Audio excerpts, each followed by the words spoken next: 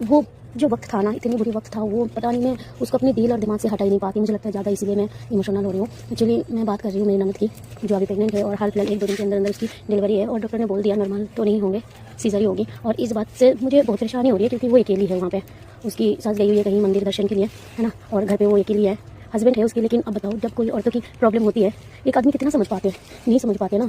और मुझे इस बात की बुरा लग रहा है यार, वहाँ पे हम में से किसी को होना चाहिए, मेरी सास को होना चाहिए या कोई अपना होना चाहिए। मैं भी जाना चाहती हूँ लेकिन मेरे पास छोटा सा एक बेबी है, तो वो लोग मुझे बोलते हैं तुम जाके क्या करोगे, तुम जाओगे तो कोई फर्क नहीं पड़ेगा, तुम कुछ कर नहीं पाओगे, है ना।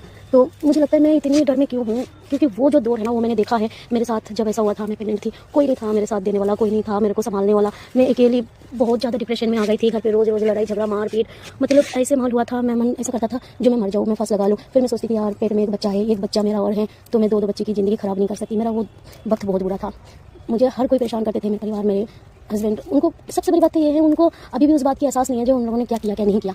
लोग खुशी से अपना टाइम बिताती है प्रेगनेंसी में, और मैं डिप्रेशन में बिताई। उसके बाद जब मेरी डिलीवरी की टाइम आई, जब मुझे हॉस्पिटल ले गया, तो हमेशा मेरे जो हस्बैंड की फैमिली वो लोग कहते थे प्राइवेट में मत ले जाना, सरकारी में ले जाना, पैसा मत खर्चा करना। तो मुझे ऐसा लगता था यार इंसान की जान से ज़्यादा क्या तुम्हारे पैसे की कीमत है। और मैं सरकारी में कभी नहीं जाना चाहती थी, क्योंकि मैंने सरकारी में एक बार गया था जब मेरी जेठानी की बच्चा हुआ था, तब उसको देखने गई थी मैं, और उसकी जो मैंने उस हॉस्पिटल की हालत देखा तो मेरा मन ऐसा था कि कुछ भी हो जाए मुझे सरकारी हॉस्पिटल नहीं जाना। और मैंने डिस्पेंसरी में नाम भी लिखवाया था। आप मानोगे नहीं, मुझे कभी भी एक दवाई नहीं मिली, कैल्शियम की, आयरन की कोई दवाई नहीं मिली। हाँ, और आज मेरी बेटा 1 साल का हो गई, अभी पिछले मंथ भी मैं गई थी सुई लगाने, तभी मैंने उनसे आयरन कैल्शियम की दवाई के बारे में पूछा, उन्होंने बोला नहीं आ रहा, सरकार से नहीं आ रहा। ठीक है, और भी प्रेग्नेंट औरतें थे जो कि अपना कार्ड बनाने के लिए बैठा है, उनको कागज में लिख दिया, उनके पास कार्ड तक नहीं है, बोलता है सरकार से नहीं आ रहा।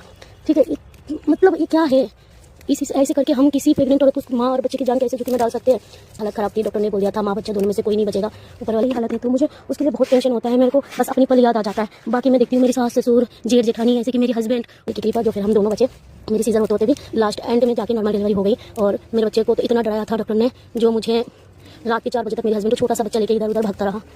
उसके बाद पता चला नहीं नॉर्मल है, कुछ नहीं हुआ, और प्राइवेट में हुआ था। लेकिन वो जो नर्स थी और जो दाई थी वो इतने अच्छे थे जो मैं सोच भी नहीं सकती। एकदम माँ की तरह प्यार किया उन लोगों ने, और बहुत ही अच्छा था। तो अब मेरी ननद की भी क्या करूँ, मैं कैसे उसकी मदद करूँ, मैं क्या कर सकती हूँ। मैं अपने हस्बैंड से लड़ रही हूँ, सबसे लड़ रही हूँ, जो अभी मम्मी को उसके पास जाना चाहिए, क्योंकि कल भी वो चेकअप कराने गए थे, तो कल ही डॉक्टर ने उसको बोल दिया था एडमिट होने के लिए, जो तुम जल्द से जल्द एडमिट हो जाओ और तुम्हारी सीजर करना है। डॉक्टर ने उसको सीधा मना कर दी, जो तुम्हारा नॉर्मल डिलीवरी नहीं होगा, क्योंकि बच्चा उल्टा हो गया है ना, तो रिस्क नहीं ले सकते। तो वही मैं कह रही हूँ, ऐसे मत करो ना यार। जब तुम्हारी घर के बच्चे, तुम्हारी घर की बहू, तुम्हारी घर की बेटी ऐसी सिचुएशन में है, तो मुझे लगता है हर किसी को ये जो टाइम है ना, इस टाइम को उस लेडीज को इतना आराम और इतना सुकून देना चाहिए जो डिप्रेशन में ना जाए। वो सोचे ही ना जो मेरा क्या होगा, मेरा बच्चा का क्या होगा, उसको खुश रखो, खुश रखने दो, रहने दो। लेकिन पता नहीं लोग मेरी बात क्यों नहीं समझ पा रहा। कभी कभी मुझे लगता है जो मैंने कुछ ज़्यादा ही दर्द झेला होगा अपने टाइम पे, जिस कारण मैं ये सारी चीज़ ना मान नहीं पा रही, जो ये नॉर्मल है। सब लोग कहते हैं ये नॉर्मल है, लेकिन मुझे नहीं लगता जो ये नॉर्मल है। मुझे लगता है ये ऐसा सिचुएशन है जो जब कोई